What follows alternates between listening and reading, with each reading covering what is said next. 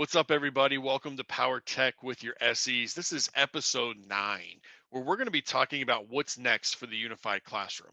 I'm one of your hosts, Justin McKean, Solution Strategy Director at PowerSchool, and I'm lucky to have Matt Childers with me. He is a fellow Solution Strategy Director who focuses on the classroom solutions. So I'll give him a second to introduce himself. Hey, thanks, Justin. And hey, everyone. So, quick introduction to myself. I am the Solution Strategy Director focused on classroom. And prior to that, I was a teacher for many years, taught in a number of different grade level and subject areas. So, this aspect is near and dear to my heart and looking forward to the conversation. Awesome. So thanks for taking time to join us, Matt. And again, what we're talking about, the overall theme today is, what's new? What's next for the unified classroom? And we've got some exciting integrations and different components that we're going to talk through as we really look at the LMS being a center point and a hub for us at PowerSchool. Before we get to all of that stuff, Matt, talk about, you and I get to talk with customers almost every day. We also are fortunate that we have to have a voice, or we get a voice with product as well. What are some of the factors and feedback that you've seen come into us that have helped us kind of cater our roadmap towards the things that have happened with COVID? And we've done a lot of things, right? Kind of quick turnaround. We had plans, but had to adjust them. So what are some of those that you've seen and heard the most? Yeah, absolutely. So, clearly, as we look back over the last 12 months, it's been 12 months like no other. It's been so interesting just to kind of see as schools and districts have had to make quick adjustments to meet needs of remote virtual learning. And then, that more kind of consistent starting to go back to school in some instances.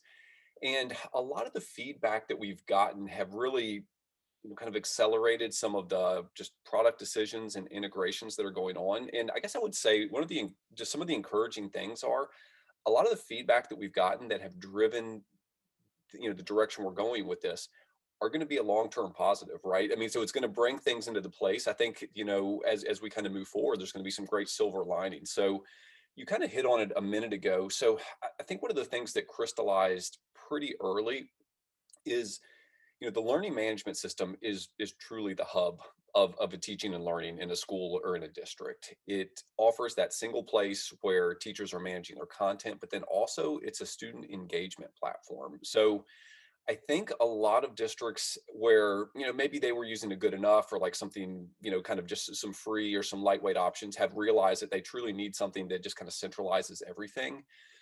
So with that said, from our perspective here, taking that feedback and then building that as the hub. So, super excited, as you're thinking about coming back to school and planning for back to school, some of the integration pieces at a high level just to make you aware of. So one is going to be the continued integration with PowerSchool Student Information System. So clearly, the SIS, the system of record, mission critical. Being able for teachers now to still, the things like the grading, the attendance, be able to really drive those from the learning management system. So within Schoology, being able to actually take your PowerSchool attendance. So it's your attendance right there. So you're not having to go, from one system to the other, right where you're keeping the course content. And then, the other aspect is just deepening the interoperability. So, as you're probably well aware of, can certainly bring grades back from a traditional perspective. But a lot of the feedback we got this year of, we're still trying to, we have needs around mastery, around standards-based grading. So now being able to have actually standards right back from Schoology to Power Teacher Pro, and the at a high level, what that means is teachers aren't having to do things twice. So just a huge time saver.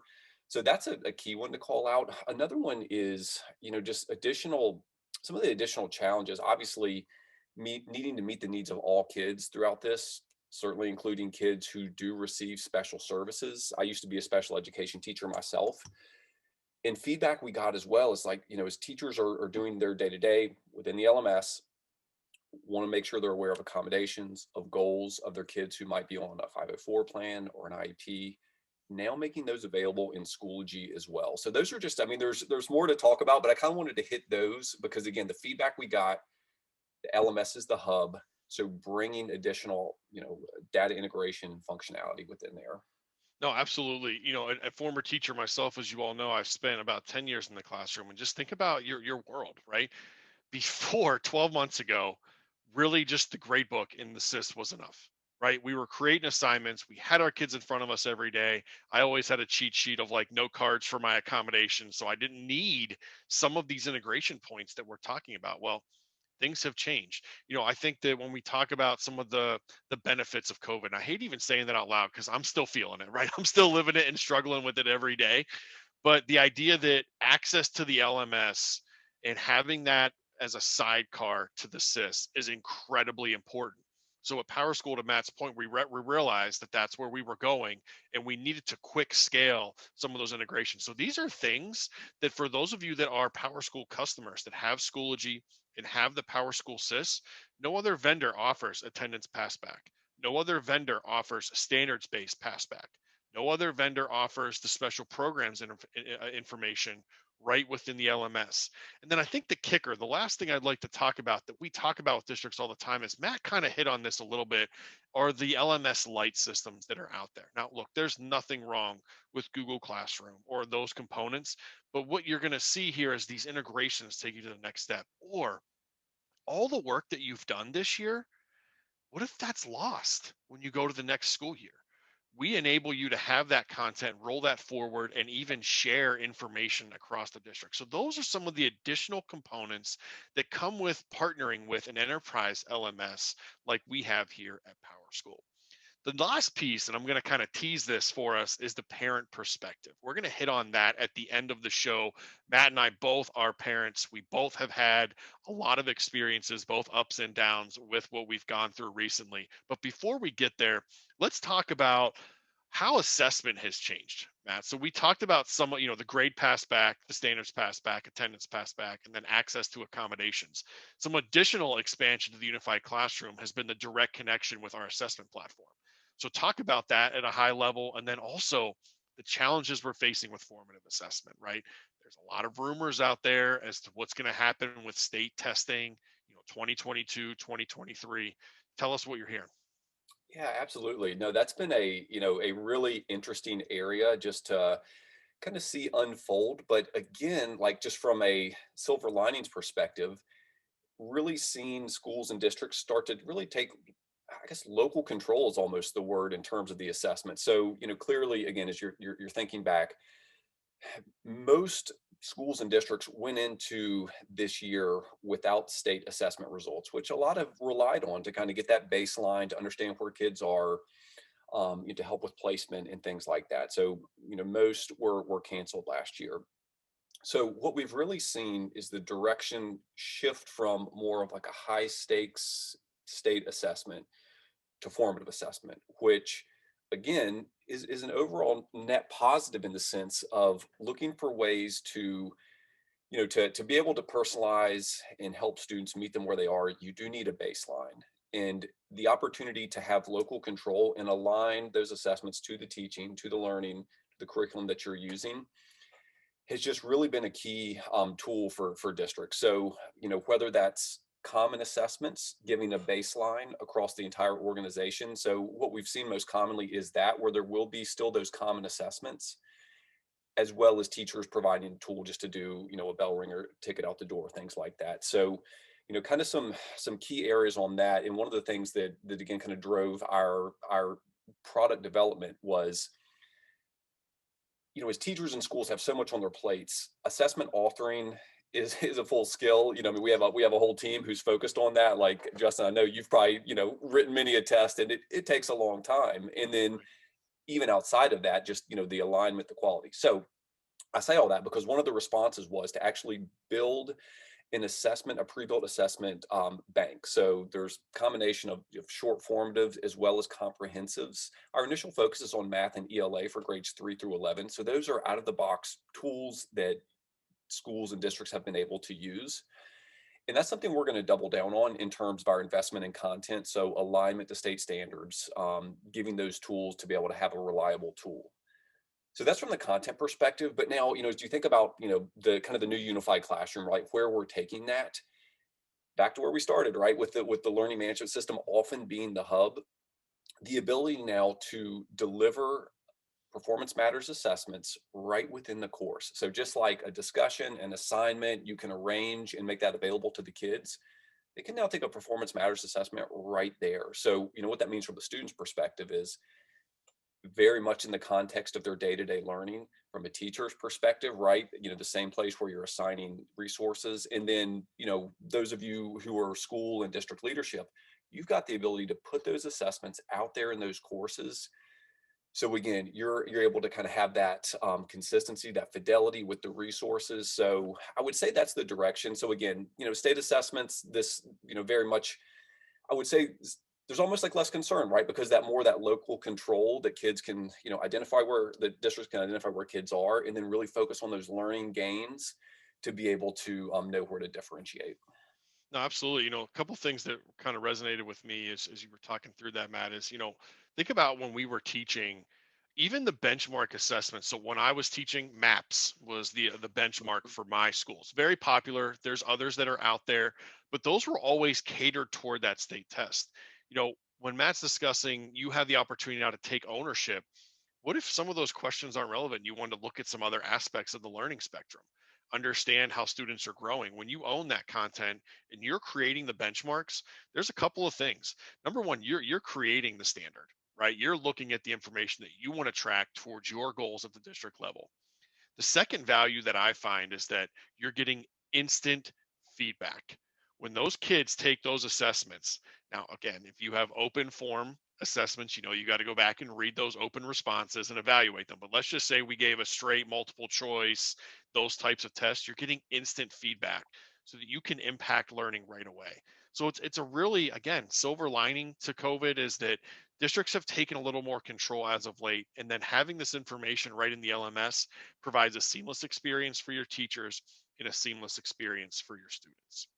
So the last thing we wanted to talk about today is we kind of pitched this a little bit as the parent perspective. So to give you kind of an overview of some of the things that Matt and I have talked about just off the camera, right, is the access to our kids.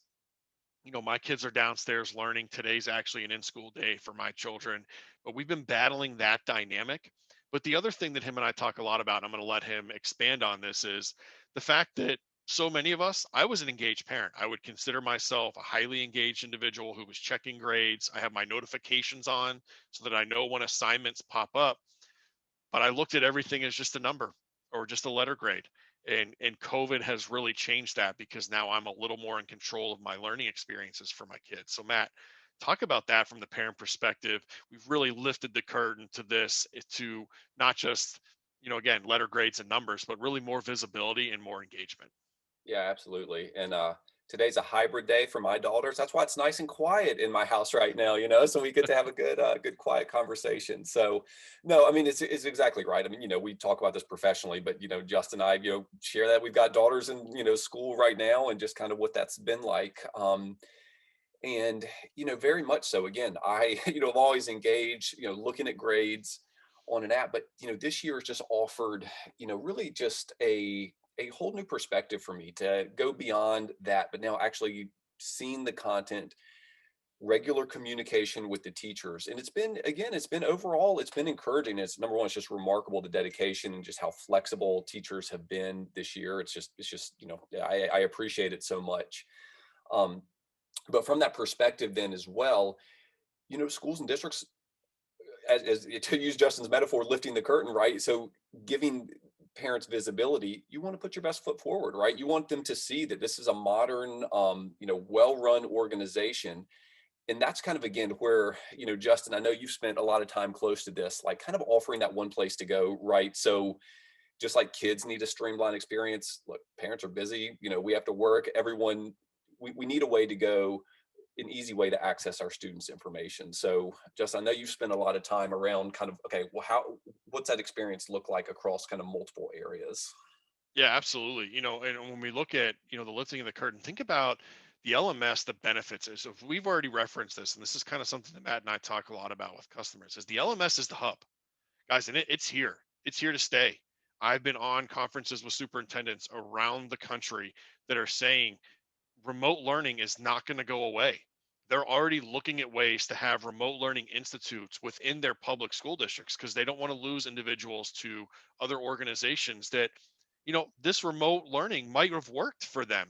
Maybe kids are thriving. We all learn differently. So the LMS is here, it's here to stay. And so we want that to be the hub.